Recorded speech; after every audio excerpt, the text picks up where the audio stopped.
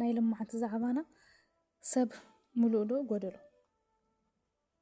ሕራይ ኣቐዲምና ግን ብዛዕባ ሙሉእን ጎደሎን መግለጽ ንሃብ ሙሉእ ዝበሃል ክፍጠር ወይ ክስራሕ እንከሎ ወይ ሓደ ነገር ስያመ ዝተዋህቦ ኩሉ ሙሉእ እዩ ስያመ ዝተዋህቦ ነገር ሙሉእ እዩ ስም ማለት እዩ ወይ ድማ ክፍጠር እንከሎ ክስራሕ እንከሎ እንድሕር ዳ ኣብቂዑ ንሱ ሙሉእ እዩ ኣብነት ክህበኩም እዛ ቢሮ እዚኣ ቢሮ ንኽትበሃል እንታይ ተሪፍዋ ኣሎ ምልእት እያ ሓቂ እቲ ቀለም ወላ ይወዳእ ቢሮ እያ ትበሃል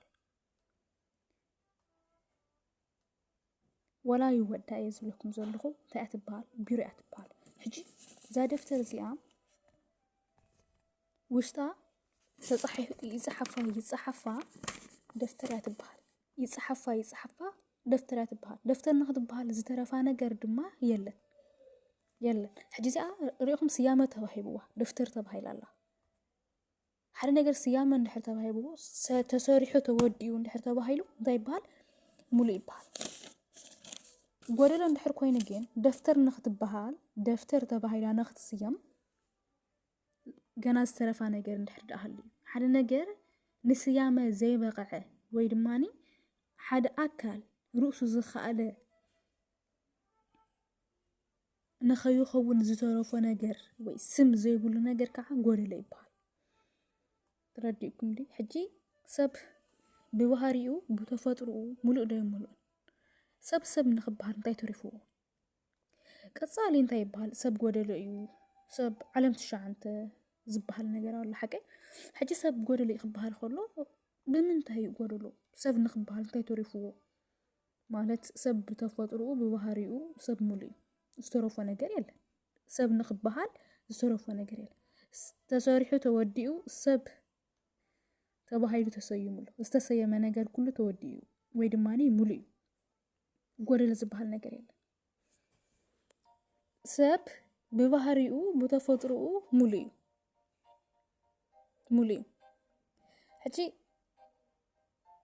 ግደፍዎ እሞ ሰብ ካሊእ ፍጥረት ኩሉ ሙሉእ እዩ እንስሳ ሙሉኣት እዮም ምክንያቱ እንስሳ ንኽበሃሉ እንታይ ተሪፍዎም ዝተረፎም ነገር የለን ሰብ ብባህሪኡ ፍጹም እዩ ሙሉእ እዩ ፍጹም እዩ ሰብ ብባህሪኡ ሰብ ንኽበሃል ፍጹም እዩ ዝተረፈ ነገር ድማ የብሉን እዩ ሕጂ ሰብ ጎደሎ እዩ ብዙሕ ክገብር ኣይኽእልን ኩሉ ክገብር ኣይኽእልን ኣምላኽ ኮይኮንና ንብል ዘለና ሰብ ኢና ንብል ዘለና ሰብ ክገብሮ ዝኽእል ወይ ድማኒ ናይ ሰብ ነገር ከም ባህሪኡ ክገብር ዝኽእል ኩሉ ክገብር ኣይኽእልን እንድሕር ዳ ንብለና ኮይና ሰብ ዘይኮነ ኣምላኽ ተባሂልና ክንስየም ኣለና ተረዲእኩም ዲ ሰብ ንኽበሃል ግን ዝተረፈ ነገር የለን ፍጹም እዩ ሙሉእ እዩ እቲ ንሰብ ክገብሮ ዝኽእል ኩሉ ድማ ይገብር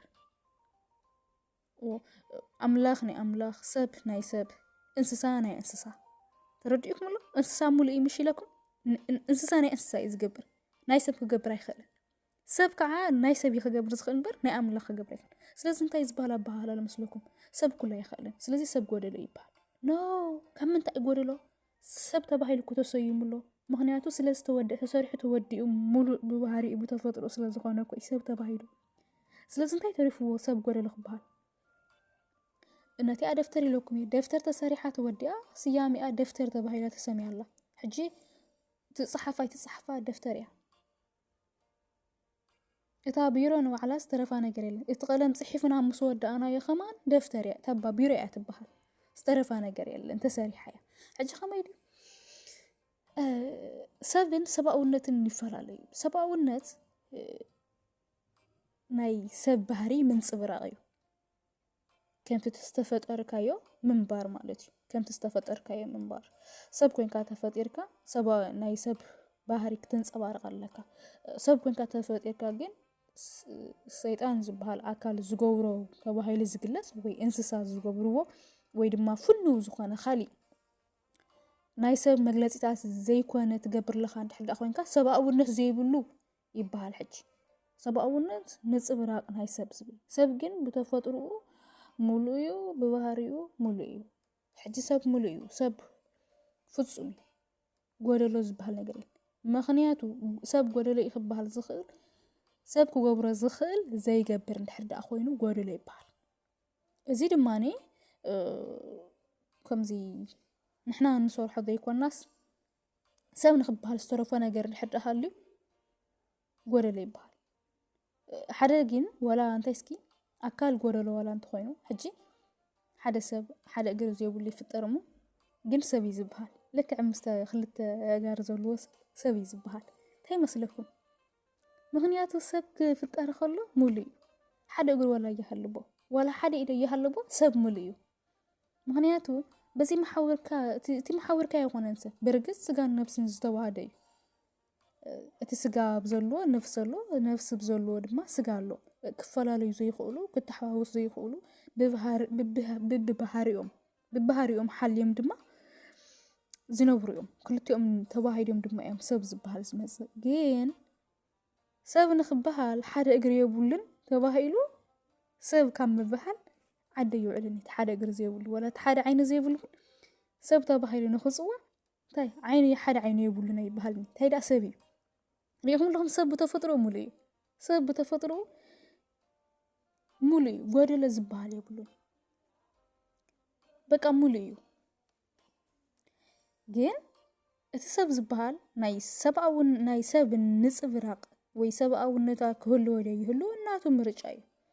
ከም ተፈጥሮኡ ከም ሰብ ናይ ሰብ ባህሪ ሒዙ ክነብር እንድሕር ደኣ ኮይኑ ናቱ ምርጫ እዩ።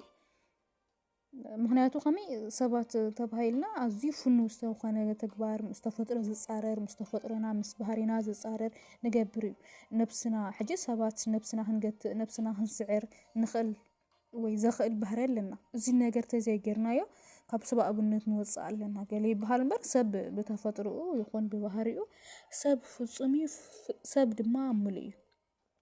ከመይ ይብለኩም ኣለኹ እግርን ዓይንን ዘይብሉ ሰብ ንባዕሉ ሰብ ተባሂሉ ይፅዋዕ። ከመይ ሰብ ክስራሕ ከሎ ሙሉእ እዩ። ሙሉእ እዩ። ናይ ብሓቂ ሙሉእ እዩ። ሕሰብሉ ኢኹም ኣብ ርእይትኩም ድማ ናይ ቦታ ኮመንት ሃቡኒ ኢኹም።